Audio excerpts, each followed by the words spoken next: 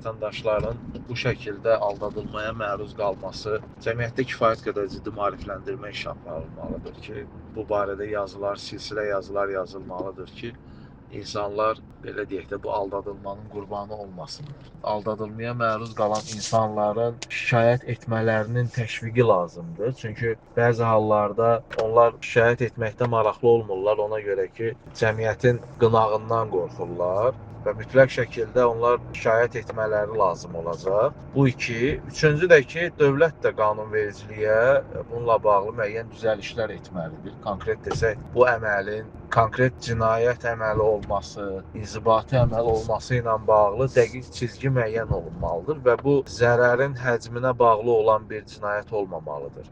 Bununla bağlı hüquq mühafizə orqanları, polislər, konkret daxili işlər orqanları çox ciddi işlər görməlidirlər və nəticə etibarı ilə zərər çəkən şəxslərin, yəni şikayət edən ərizəçilərin şikayətlərinə anındaca reaksiya verilməlidir.